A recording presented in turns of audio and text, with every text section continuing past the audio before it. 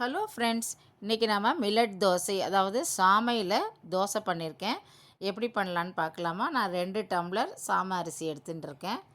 1/2 tumbler உளுத்தம்பருப்பு எடுத்துக்கிறேன். 1/4 tumbler கடலைப்பருப்பு எடுத்துக்கிறேன். இது எல்லாத்தையும் நல்லா வாஷ் பண்ணி ஊற வச்சுக்கலாம். 1/2 ஸ்பூன் வெந்தயம் எடுத்துக்கிறேன்.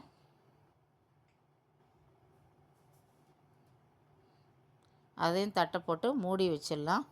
வெந்தயம் நல்லா ஊறட்டும். அரிசியில் தண்ணி விட்டுருக்கேன், அதுவும் நல்லா ஒரு 2-3 மணி நேரம் ஊறட்டும். மூடி வச்சிடலாம். ஒரு 3 ஹவர்ஸ் கழித்து நல்லா ஊறிடுச்சு. இப்போ நம்ம அரைச்சி வச்சுருக்கோம். உப்பு போட்டு நல்லா கலந்துக்கலாம். கலந்து ஒரு பாத்திரத்தில் போட்டு ஊற்றி நல்லா மூடி வச்சுருவோம். ஒரு 8 ஹவர்ஸ் நல்லா மாவு ஊறட்டும். நல்லா ஊறி நல்லா மாவு நல்லா புளிச்சிருக்கும்.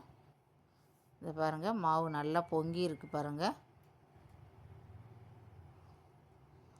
நம்ம இப்போ இதில் தோசை வார்த்திங்கன்னா நல்லா டேஸ்ட்டாக நல்லாவும் இருக்கும். இப்போ நம்ம தோசை வார்த்துக்கலாம்.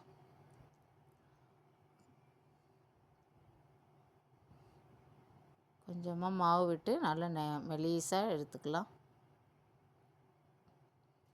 இந்த தோசைக்கு தொட்டுக்கிறதுக்கு சட்னி சாம்பார்லாம் நல்லாயிருக்கும்.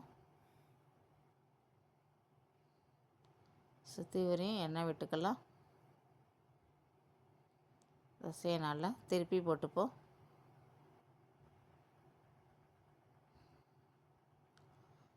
சூப்பர் டேஸ்டான சாமை தோசை ரெடி. நீங்களும் இது மாதிரி ட்ரை பண்ணி பாருங்கள். Thank you friends.